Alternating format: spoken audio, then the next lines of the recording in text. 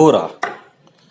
हम इस वीडियो में देखेंगे कैसे सोमवार के बाद मंगलवार, मंगलवार के बाद बुधवार, बुधवार के बाद बृहस्पतिवार, फिर शुक्रवार, फिर शनिवार और फिर रविवार आता है।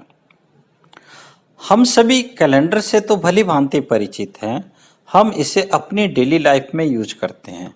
कैलेंडर में 12 माह होते हैं तथा हर माह में 4 वीक या 4 वीक से थोड़ा दिन अधिक होता है। हर वीक में डेज होते हैं, जैसे सोमवार, मंगलवार, बुधवार, बृहस्पतिवार, शुक्रवार, शनिवार और रविवार।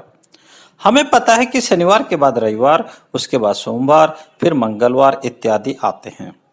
लेकिन क्या आप जानते हैं कि ये सीक्वेंस क्यों होता है? आप यह जानकर आश्चर्यचकित होंगे कि इसके पीछे भी ज्योतिषीय कारण हैं। आइए देखते हैं कि क्या कारण है।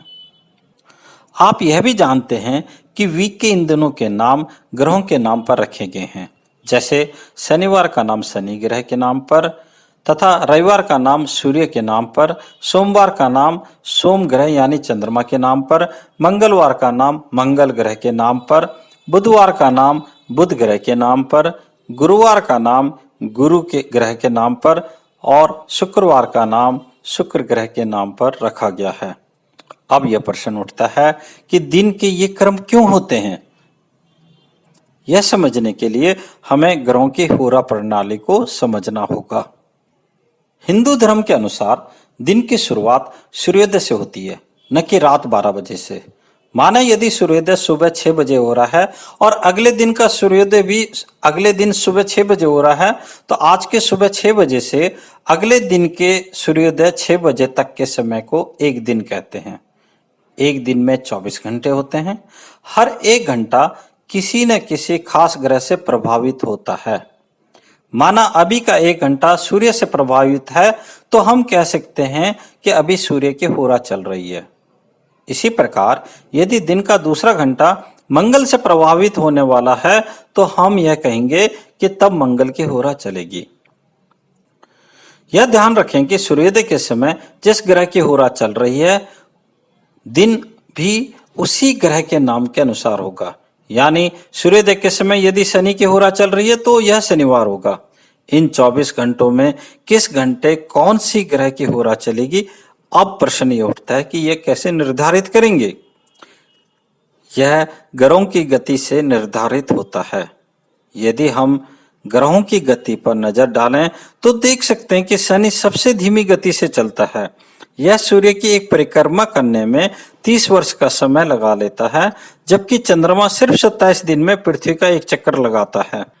ध्यान दें, पृथ्वी सूर्य के चारों ओर 365 दिन में एक पूरा चक्कर लगाती है, परंतु हम पृथ्वी में रहते हैं, इसलिए हमें लगता है कि सूर्य पृथ्वी के चारों ओर चक्कर लगा रहा है।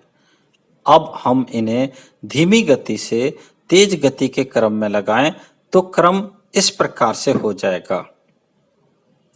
वास्तव में दिन के घंटों का होरा भी इसी क्रम से चलता है कि कौन सा ग्रह किस स्पीड से चल रहा है। जो सबसे स्लो चलेगा उसका पहले, फिर उसके बाद वाला, फिर उसके बाद वाला, इसी क्रम में चलता है। पहले शनि, फिर गुरु, फिर मंगल, फिर सूर्य, फिर शुक्र, फिर बुध और फिर सोम। इस तरह से इनकी गति है। माना सूर्योदय के समय शनि की हो रहा है, तो आज के दिन का नाम शनिवार रखा जाएगा। अब हम इन ग्रहों के चक्र के माध्यम से दिन के बाकी सभी घंटों में किस ग्रह की होरा चलेगी, यह क्रमानुसार लिखते हैं। यहाँ हम देख सकते हैं कि दूसरे घंटे में गुरु की होरा चलेगी, क्योंकि शनि के बाद गुरु धीमे हैं। और फिर तीसरे घंटे में मंगल, क्योंकि गुरु के बाद मंगल की गति है। इस विधि के अनुसार सारे घंटों में किस ग्रह की होरा चलेगी यह लिख लेते हैं। 24वां घंटा मंगल का होगा और कर्मानुसार दूसरे दिन भी शुरुआत में रवि अर्थात सूर्य की होरा चलेगी। क्यों? क्योंकि मंगल के बाद जो स्पीड सूर्य की होती है, इसीलिए इस दिन का नाम रविवार रखा जाएगा। तो हमने देखा कैसे शनिवार के बाद रविवार की बारी आ गई। ऐसे ही हम होरा के इस क्रम को जारी रखें तो रविवार के अंत में बुध की होरा चलेगी और अगले दिन सूर्योदय के समय सोम की होरा चलेगी। क्यों? क्योंकि बुध के बाद जो स्पीड होती है, सब बुध के बाद जो फास्ट होता है वो चंद्रमा की स्पीड होती है, इसीलिए उस दिन का नाम सोमवार रखा जाता है। इस क्रम को कंटिन्यू करके देख सकते हैं कैसे सोमवार के बाद मंगलवार, फिर बुधवार, फिर गुरुवार, फिर शुक्रवार और फिर शनिवार आ जाता है। वास्तव में यही ग्रहों के क्रम का सिद्धांत है। आजकल तो हमने अंग्रेजी महीने अपना लिए हैं। हिंदू धर्म अनुसार जो महीनों का चक्र चलता है उसके क्रम के पीछे भी गूढ़ ज्योतिषीय कारण है।